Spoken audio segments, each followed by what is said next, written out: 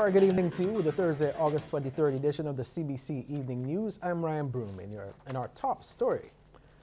Former Commerce Minister Donald Innes has pleaded not guilty to 3 counts of money laundering, represented by attorney-at-law Garnet Sullivan this afternoon in the Brooklyn Federal Court. The 52-year-old pleaded not guilty before United States District Judge Kiyo Matsumoto. Mr. Innes' bail conditions were expanded to include him not communicating with any co-conspirators. He may, however, now travel to Southern District of Florida. He was previously restricted to the Eastern District of New York and Middle District of Florida. His next hearing will be on October 23rd at noon. In other news, a senior educator is predicting an increase in the number of students in need of financial assistance during the upcoming school year.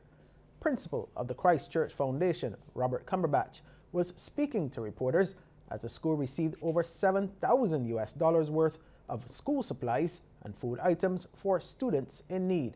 It came from the Christ Church Foundation's Lights and Nights, an overseas-based arm of the Old Scholars Association. Expressing gratitude for the generous donation, Mr. Cumberbatch warned that as Barbados prepares for tough economic measures, the need for such initiatives may increase. Well, some of the other schools already have some programs in place, but I believe that this is going to become increasingly relevant as Barbados works to come out of the financial malaise that we're in. But during that time, we are going to feel a little pain, and we would not like those less able to suffer, especially the children. Winston Smith, representative of the Christ Church Foundation Lights and Nights, revealed the items which will be distributed by the Guidance Counselor's Office, which were chosen based on the specific needs of students. He's encouraging other organizations to make similar investments in the country's youth. I think there should be some mechanism in place where they can make breakfast for kids, because it started first because we had heard about a kid who was coming to school very hungry, and we understood that because, like I said, some of us were in that position when we lived in Barbados, so it just touched that part of us that made us know we have to do something. Staying focused on the upcoming new school term, the head of a local charity says there is an overwhelming demand for assistance with back-to-school supplies. Executive Director of the Variety, the Children's Charity, Donna Russell, says as part of an annual program, they usually provide uniforms, books, and stationery to needy children. But what started as a list of 50 names has now grown significantly. I thought that this year would be a little different, but it is no different from the previous years. We have people who are at their wits' end and don't know how they're going to send their children back to school without uniform. So we were able, so far we provided about 350 uniform packages for children, and over 500 stationery packages for other children. And Ms. Russell says the stationery comes from a program called Pack for a Purpose, where participating hotels ask visitors to bring 5 pounds of stationery when coming to the island.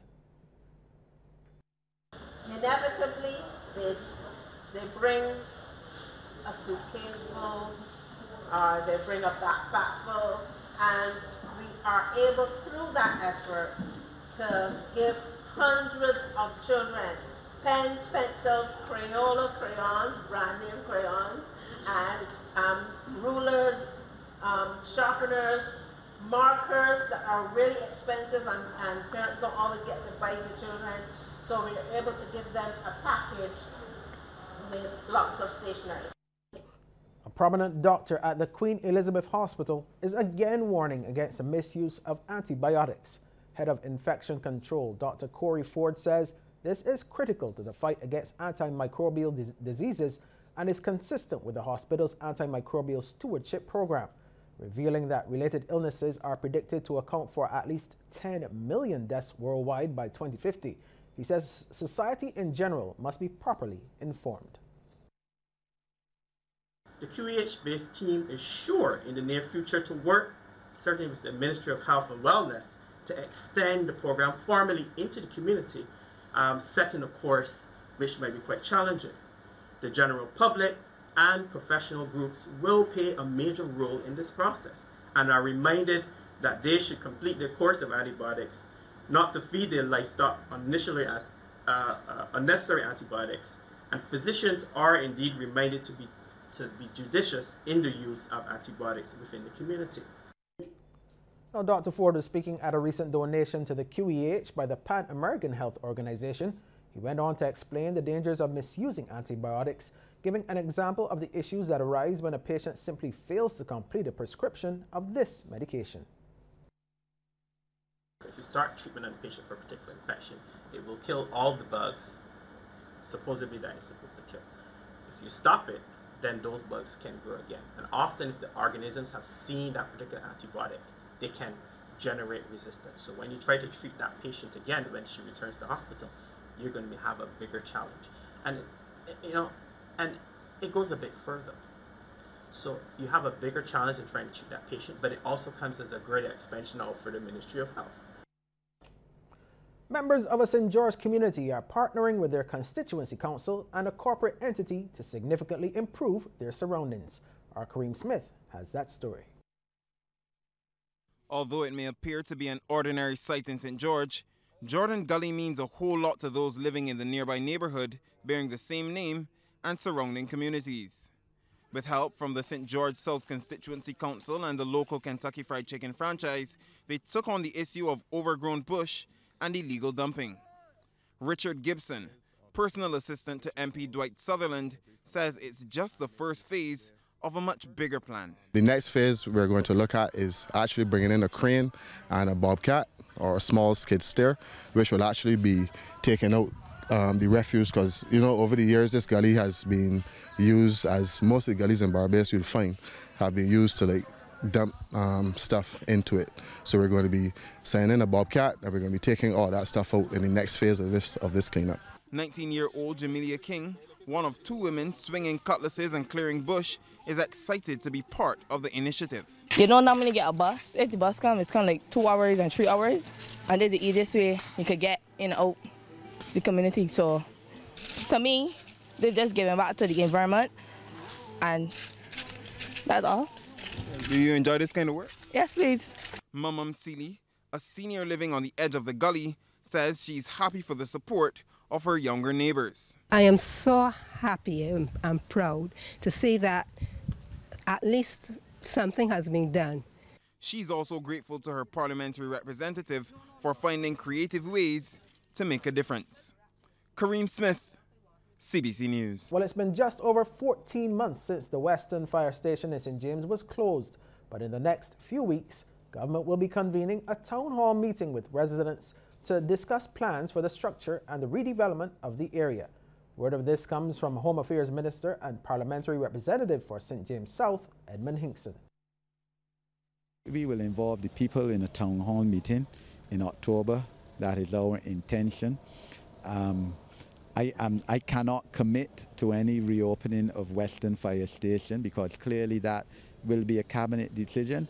It may very well be that we will decide to use it for some other purpose for the greater benefit of the community. But as I said, we will involve the people in the decision, and clearly after that we will take it to the Cabinet of Barbados for a decision to be made. Moves are on to have August 27th, the birth date of cultural icon Jackie Opal, officially recognized as Jackie Opal Day.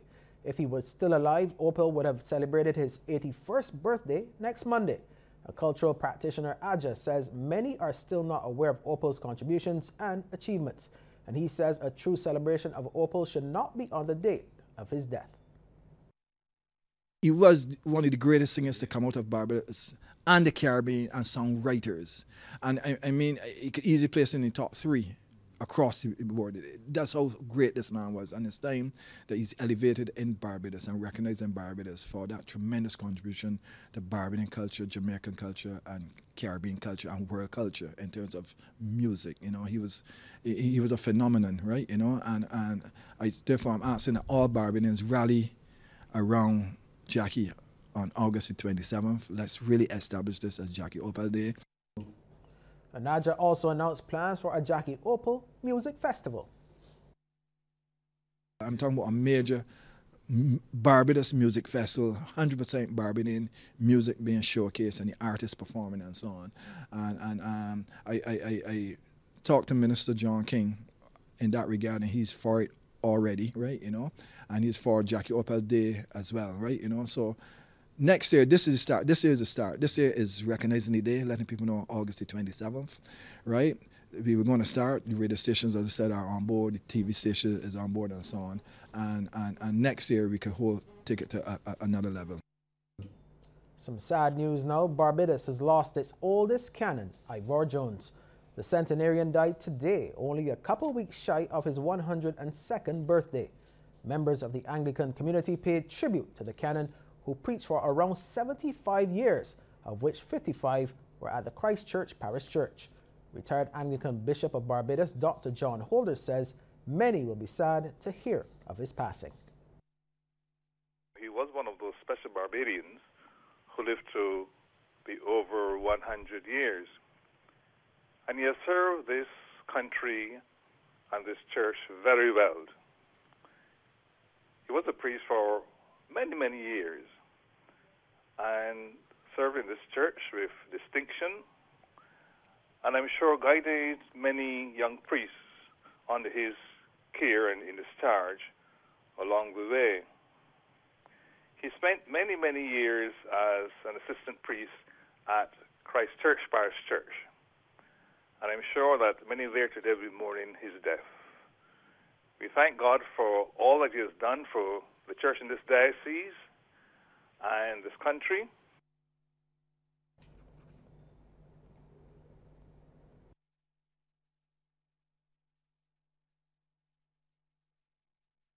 In Trinidad and Tobago, a large farming community was severely affected following Tuesday's earthquake. Over 40 farmers not only had their crops destroyed, but their main access road is now impassable, as we hear in this report from CNC3. And he's quite right. The word impassable comes to mind. But looking at this level of destruction at Ari Road in Los Eros, you may need a stronger adjective. This farming community, where over 100 farmers plant their crops and rear fish, has been devastated following yesterday's earthquake. I had a lot of fishes mining, and in the 5-acre parcel, everything is destroyed. Pimento, hot peppers, plantain, pumpkin. The earthquake damaged every single thing. But the problem here is twofold. The farmers here lost most of their crops, but even if they wanted to replant, this makes their equipment useless. The road is one of the main access for farmers to come here to do all the planting. They just come from all about Trinidad to do planting here. Here's a big area in farming. And for people to get their produce to replant back is a massive, massive, massive loss. Thousands of dollars we just had to put out. We just had to put out $40,000, $50,000. The camps where they cook have been severely damaged. Heavy machinery lodged in the earth. Around 40 farmers were directly affected. They estimate their losses to be at least over $100,000 each. They are begging for assistance. They need to rebuild and replant. They believe they are owed assistance. After all, they say they help feed the nation. Some serious damage there. Well, in Dominica is moving to remove the volume of material at dumps. A contract for more than $5 million was awarded to a Roseau-based Venezuelan company for compacting and exporting waste material from the island. We have a report from Marpine Television. Following Hurricane Maria, tons of zinc, white goods and derelict vehicles had to be stored at specific locations around the country. The increasing volume of such material grew to be an eyesore so many months after the hurricane, but General Manager of the Dominica Solid Waste Management Corporation has revealed that a compactor has arrived on island and work to reduce the volume of material at the dump sites should begin in September. Now that the equipment is on site, that is just one of the major pieces of equipment that is essential in processing the material. If you understand the material, galvanized, it is so long, it is so wide, a derelict vehicle, it is so long, it is so wide. To export it, it would be better to reduce the size, then you could containerize it and then export it. So the equipment that is on site is a metal compactor. Again, it is mobile, meaning you just get a track head, a trailer truck, and then you haul it to the different locations. So that is what that will be done, and every single site within the community will be cleaned and free from all the debris that we have stockpiled for over almost a year. CEC Inc. It's a locally registered company. Operation should commence within the first or second week of September. Bearing that there are a few more equipment, specialized equipment, that is supposed to be on island within the next weeks. Dumping grounds for galvanized white goods and other such material exist at Point Round, La Plaine, Castle Bruce, Stock Farm, Grand Bay, and Delice.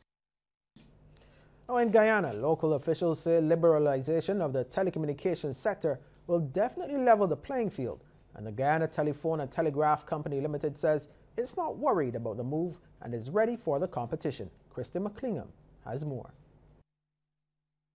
GTT CEO Justin Ned says most folks may not be aware of the disruptions that GTT encountered earlier this year with regards to its fiber optic cable systems, mainly because its backup plans were able to kick in and provide quality services.